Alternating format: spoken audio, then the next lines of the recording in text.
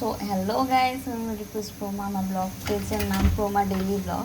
তো আমি আজকে আলু ভাজি রেসিপিটি করব। তো আলু ভাজি রেসিপির জন্য অবশ্যই আলু দরকার। এই জন্য আমি এখানে 4টা আলু নিয়ে নিয়েছি আর 2টা পেঁয়াজ নিয়ে নিয়েছি। এখন আমি আলুগুলোকে ভালো মতো করে ছুলে, ভালো করে ধুয়ে তারপরে কুচি করে নিচ্ছি। পেঁয়াজটাকেও ভালো করে ছুলে ধুয়ে কুচি করে নিচ্ছি। দেখা হচ্ছে কুচি করার পর।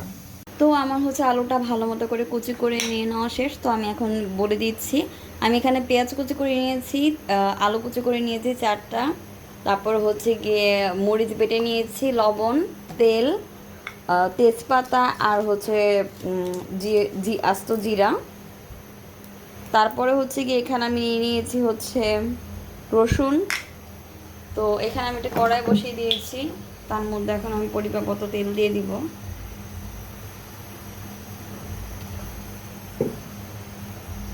সব সময় আলু ভাজিটা মাই তৈরি করে। তো কালকে যখন মা একটু সবসময় যখন মাই তৈরি করে, তো আজকে একটু মনে হলো যে না, আজকে আমি একটু তৈরি করি। মা আজকে একটু রেস্ট নিক। সবসময় অফিস থেকে এসে মা রুটি বানায়, আলু ভাজি করে, তো আজকে মনে হলো যে আমি একটু মার কাজটা একটু ইজি করে দিই। তো তার জন্য আমি এখানে তেজপাতা দিয়ে দিয়েছি। আর কি এখানে গিয়ে আমি জিরে দিয়ে দিচ্ছি, আস্ত জিরে।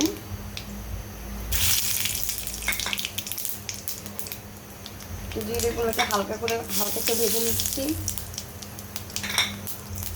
তার মধ্যে আমি দিয়ে দিচ্ছি পেঁয়াজ।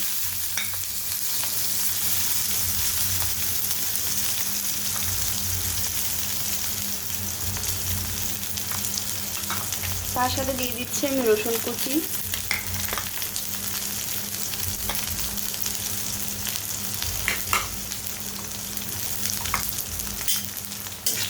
এই সব কিছু ভালো করে নেড়ে নিব। তার মধ্যে দিয়ে দিচ্ছি একটু মরিচ বাটা। তো মরিচ বাটা আপনারা আপনাদের পরিমাণ মতো দিবেন। আমি এতটুকু দিচ্ছি, 1 চামচেরও কম। আপনারা চাইলে এখানে আস্ত মরিচ ইউজ করতে পারেন।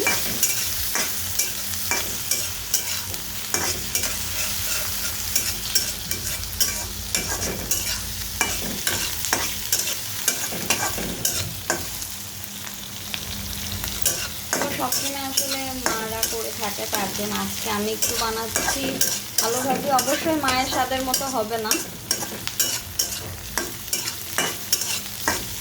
আর আমি আলু ভাজিটা একটু ডিফারেন্ট করে বানাচ্ছি, আর আমার মাও একটু ডিফারেন্ট করে বানায়। আর আমি কিন্তু আলু ভাজিতে কোনো প্রকারের হলুদ ইউজ করব না, কারণ আমাদের বাসায় আমরা ভাজির মধ্যে হলুদ জিনিসটা আমরা পছন্দ করি না।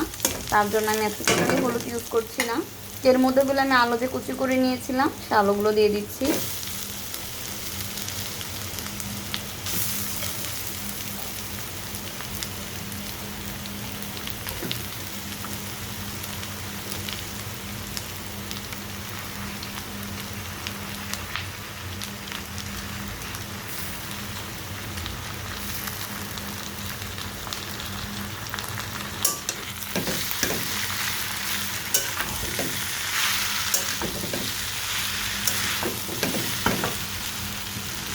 আর এই আলু ভাজি রান্নাটা একটু হাই হিটেই করতে হবে, তাহলে আলু থেকে বেশি পরিমাণে পানিটা বের হবে না।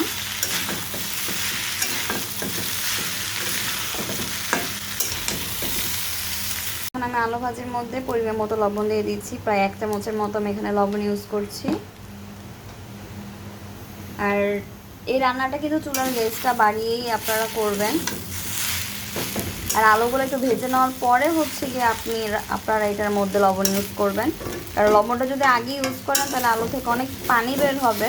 তো সেই ক্ষেত্রে ভাজিটা কিন্তু ঝরঝরা হবে না। তো সেই জন্য অবশ্যই ট্রাই করবেন লবণটা আলুটা ভাজার পরে দেওয়ার জন্য। তো আমি ভালো মতো করে একটু নেড়ে 10 মিনিট পর দেখা হচ্ছে। সো গাইস, অলরেডি কি আমার আলু ভাজিটা রান্না করা কমপ্লিট। তো যদি ভিডিওটি ভালো লেগে থাকে, তাহলে অবশ্যই লাইক করবেন, কমেন্ট করবেন, সাবস্ক্রাইব করবেন, পাশের বেল আইকনটি ক্লিক করে দিবেন। আমার যে কোনো নোটিফিকেশন আপনাদের ফোনে চলে যাবে। সব ভালো থাকবেন, সুস্থ থাকবেন। Tata, bye bye, see you.